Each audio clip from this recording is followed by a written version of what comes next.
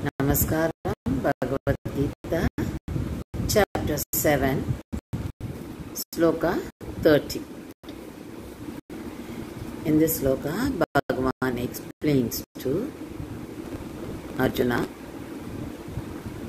how the people should think of him at the end of their life. So he says, and those who know me with the Adibhuta, Adidaiva and Adiyajna, they too with their minds fixed in meditation know me even at the hour of death. So he explains how the devotees, Aishwaryatis, that is those who worship him for the sake of material gain, and people who want to attain the Atmajnana, Atma Inbam, and people who want to attain Bhagavan, to stay with the Bhagavan and do Kainkaryam to him permanently. So this is how he divided the people, Bhaktas, into three categories. So the first one, those who pray him for the sake of material gain, Aishwaryarthi. So under this there are two categories. One is they want to acquire wealth. First time they want to acquire wealth. The other one, those who lost their wealth and they want to get back their wealth. So in the previous sloka, he explained for those Kaivalyarthi, that is people who want to be in the Atma, in the state of Atma. They neither want to go to Bhagavan's abode nor to the earth again. So they want to be in the state of Atma, so the Kaivalyarthi. So for them he explained in the previous sloka. Now in this sloka he explains for all the three and mainly for Aishwaryarthi, those who worship him for the material gain. So he says Adibhuta, Adidaiva and Adiyajna. So they should realize me, they should think of me only with these. These are my. So the Adibhuta is governing principle of field of matter. He is the one in charge of all creations. There are changes taking place in the physical matter, but he is the creator. So the Aishwaryarthi has to understand that. So Bhagavan, that is the quality of Bhagavan. So they should know about it. And Adidaiva, he is the Lord of all celestial gods. So the Kaivalyarthi must know about it. Then Adiyajna, all the three categories of devotees should know, because he is the Lord of all sacrificial performances. We do everything. We surrender our souls. We offer everything to Bhagavan. So Adiyajna. So when we think of him, we should. They come with these qualities of Bhagavan. That is Adibhuta, Adidaiva and Adiyajna. And they too with their minds fixed in meditation know me even at the hour of death. So how to remember him then? What are the other qualities of Bhagavan? So that is what explained here. And in 8th chapter he will be explaining Adibhuta, the terms Adibhuta, Adidaivam and Adiyajna in detail. So here in this he says that enlightened souls, because they all think of God, whether it is for money or whether it is for the sake of Atma pleasure or for attaining Bhagavan. Bhagavan says, all are my bhaktas. So they are enlightened souls and they are truly devoted to him. And even at the time of death, they will be in full consciousness. That is, they will be thinking of God always. Here we may have a question. How do they remember? Because death is very painful, and we may not be in a position to think of it. That is due to non-functioning of brain. So some physical ailment. So we cannot be thinking of him. So will the mind and intellect be working at that time? That is the main question. So here, what is the answer?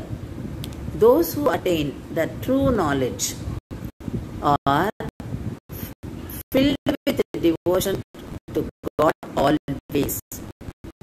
So they are always in thoughts of Bhagavan, and their mind and intellect also and attached to him alone.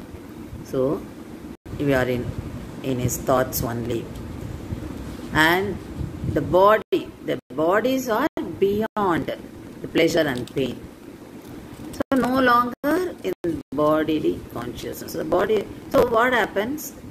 We think that the pain is felt by body, but we are in thoughts of the soul is in thought of only Bhagavan. So even that pain is not realized by the soul, because that is connected to only body. So here the Atma is thinking of God. So that is what I explain in this sloka. So how can we remember Bhagavan at the time of death? And it is not that only at the time of death we should remember him, or we should always, even at the time. So it is also at the time of death we should remember. So how is it possible? So the spiritual way says this. This is possible because the pleasure and body is pain is only for the body. But Atma thinks of Bhagavan always. So Atma already surrendered everything to Bhagavan. So Atma will think of him. Because nothing happens to Atma, even at the time of death. Only the body undergoes all the changes or all the pain or whatever it is, inability or anything. But Atma is in the same healthy condition. So Atma will think of Bhagavan. So we should be in consciousness of Bhagavan. That's what Bhagavan says, even at the time of, at the hour of death, he says. So how do we remember, how do we think of him? With the Adibhuta, Adidaiva and Adinyagnya. So this Adibhuta, so he says this is for Aishwaryarthi, those who pray God for the sake of material gain. They should know that Adibhuta, that is, he is the Lord of all the field of matter. The things are changing, but still he is the creator. So they should know, they should have this in their mind. And Adideva this is for Kaivalyarthi. Those who want to be in that state of Atma, he is the Lord, he is the Supreme, he is the Lord of all celestial gods. So that has to be registered in the mind. Then he says Adiyajna. Adiyajna is for all the three. So all the three should do the karma, Nitya karma regularly, and the karma has to be offered to Bhagavan. That is what sacrificial performances. So he says how to remember who are the three categories. Then the way to remember him and how to remember him. So we keep doing the physical service to Bhagavan. So when we do, naturally what happens, we are in thoughts of Bhagavan. So thinking of Bhagavan or doing Kaingaryam to Bhagavan it can be in different forms. Because when you do service to people, it is service to Bhagavan. So you are thinking of God and doing. So all these things will help us at the Antima Kalam, that is at the time of death, that is our last minutes. So it is possible to think of him. So when he says Kaivalyarthi, they are away from the death and sickness, thirst, hunger, sorrow and everything.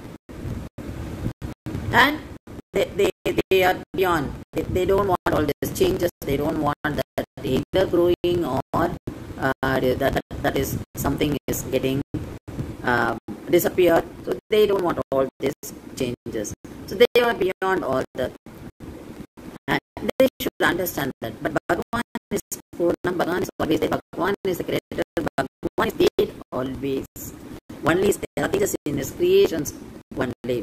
So Bhagavan wants the devotee devotees of these three categories to remember this. So when they think of him, they should know the quality of Bhagavan as Adibhuta, Adidaivam and Adi Yajna. That is what explained by Bhagavan in this.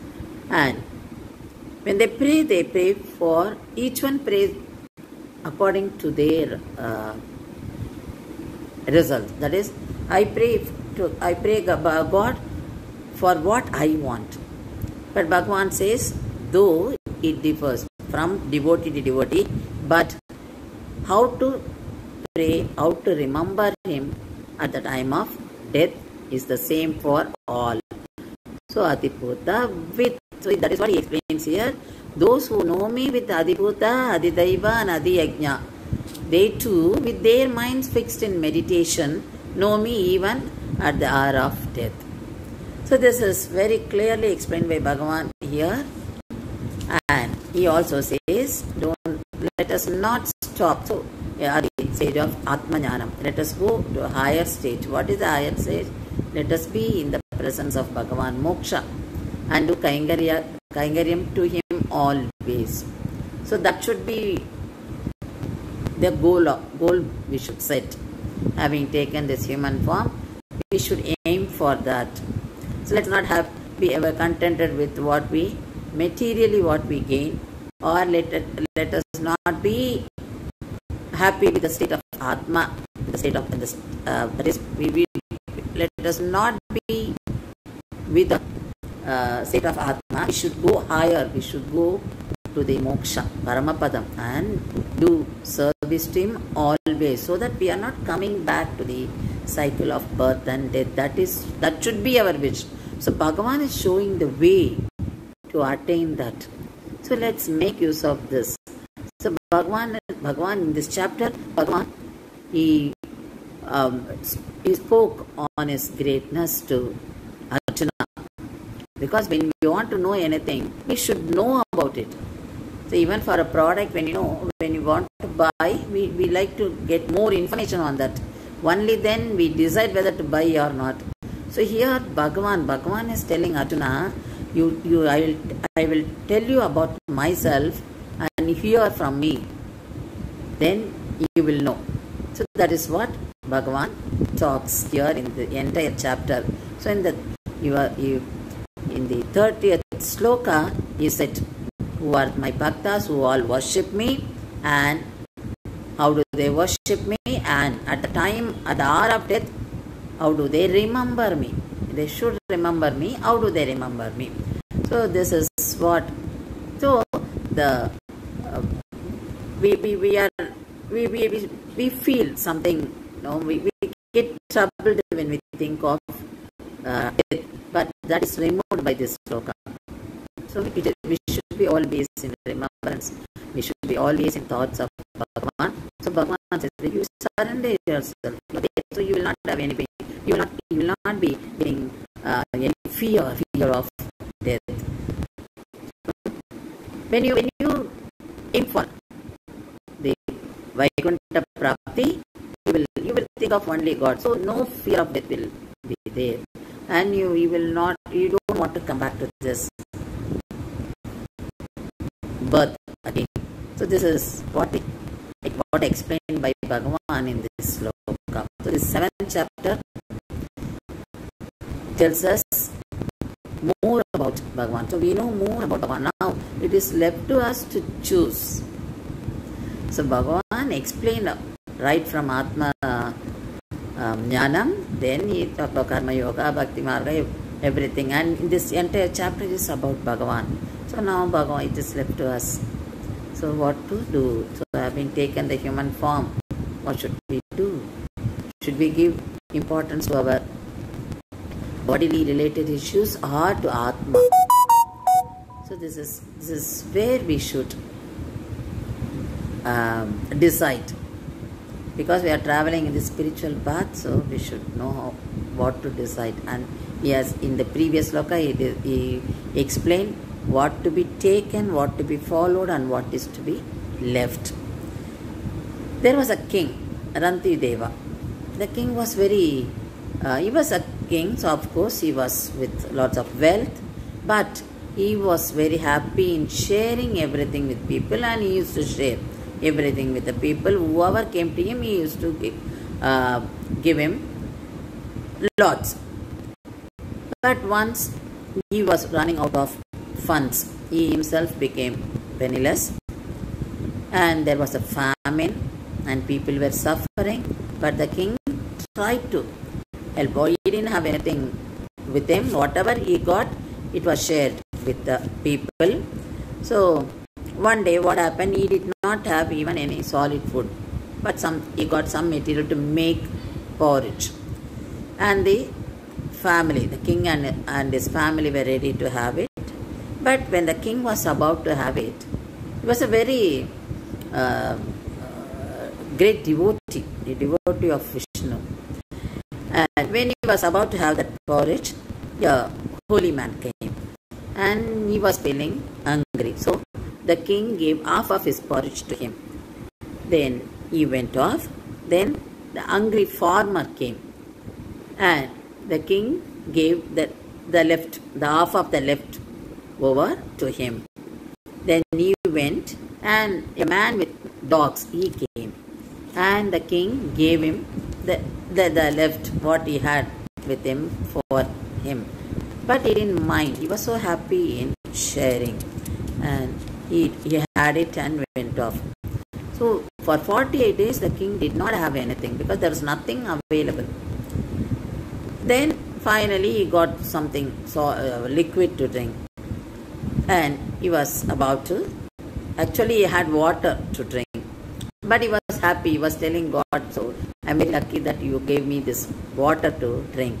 So he was happy with whatever he got, and he always thought that he was used as an instrument by Bhagavan to do service to people. So he was happy that God made him to do service to people. So he was more involved in doing service to people, and he thought that Bhagavan has helped him to do that service to people. So he enjoyed, he felt immense happiness in sharing everything with people and helping people.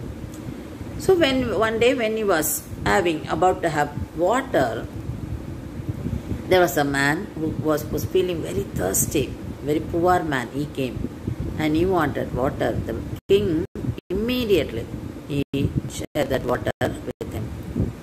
And after having that water, that poor man just opened his eyes. That eyes they were sparkling, so the king could find life in his eyes. He was Brahma. Then Brahma said, I'm so inspired by your the way you are doing charity and you are sharing everything. What do you want?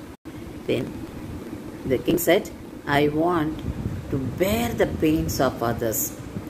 Let my people do not have that pain because of all these calamities. Let me undergo that pain. So you please bless me to go into their body and bear the pain. Brahma was very much inspired. So he was surprised what a noble qualities the king had. Then Lord Vishnu himself appeared as Maya before before the king, and he expressed his happiness. And again the Bhagavan asked, what do you want? He said, no, I don't want anything. I don't want. He didn't ask for material. He didn't ask for his wealth, what he lost. He asked only the mind to help others. So make me live with a helping mind always. So Bhagavan was very much happy with the answer, and he got him the wealth back, and he continued. The king continued, and later he became a yogi. So here we find how the king considered service to humankind, the service to Bhagavan. And he never considered that it was I who did it. It was my property I am sharing. It was my wealth I am sharing. He never had that thought. He always thought that he was an instrument to do the service. He was the instrument given. He acted like an instrument of it. So Bhagavan used him as an instrument to do service to people, and he always ready to share anything. He never had the mind of I should have it. And later he became yogi. So he attained moksha. Bhagavan blessed him with moksha. So this is how we should live. So we find this in Bhagavata Puranam. So when we think of service to people, when we do service to people, it reaches the Bhagavan. So the goal is make Bhagavan feel happy. So we always want to do service. So we will be in the presence of Bhagavan and do service. So that is what to be aimed by us. Alvars, the Alvars lived by that way, and Alvars sang songs in praise of Bhagavan, and they explained very clearly what is needed, what is to be prayed. That is also given very clearly by Bhagavan, Alvars. So here we find Nammalvar's Pasuram.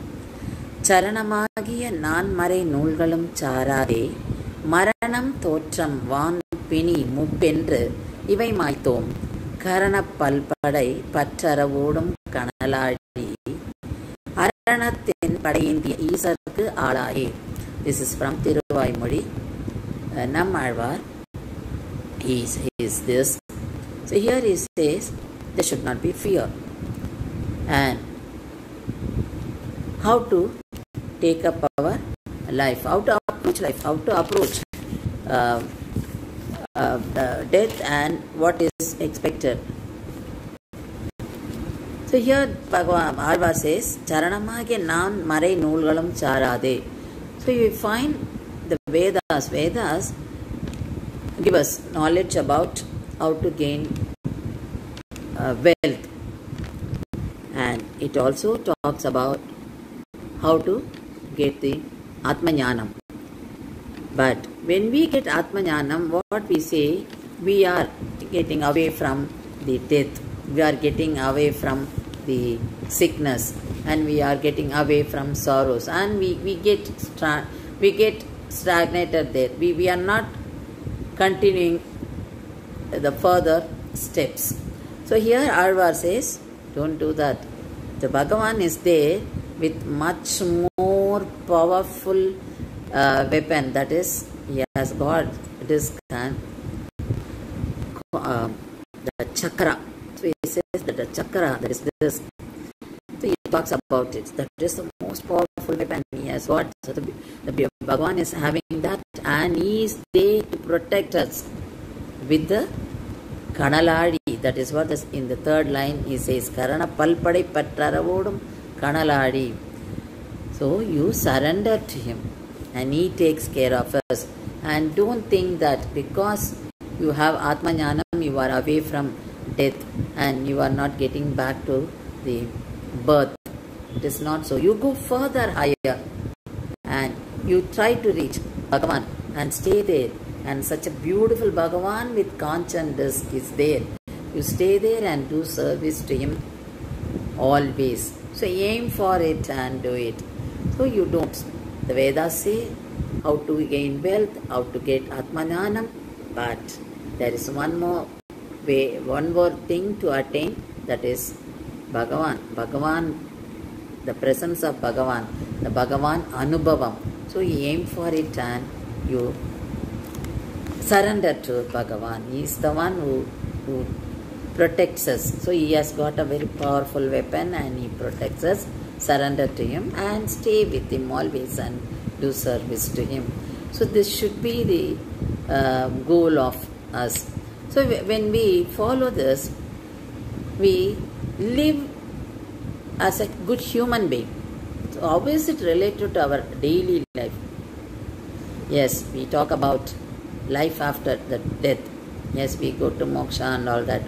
But what about the present life? Yes, all the pasurams, the scriptures, all help us to lead a very good, disciplined life, because they make us get detached from material life. So when you are away from material life, you don't have greediness and you don't harm others and you don't have negative thoughts. So naturally you are a good human being. You are a disciplined person. So you are your journey as a good human being. Then you are elevating yourself as a good devotee. Then one accepts you. So you reach Bhagavan. So spiritually you are reaching the topmost position. You get that moksha prapti. So this is how our scriptures mold us from good human to a great devotee. A great devotee always likes to be with Bhagavan, and he always likes to do service to Bhagavan always. So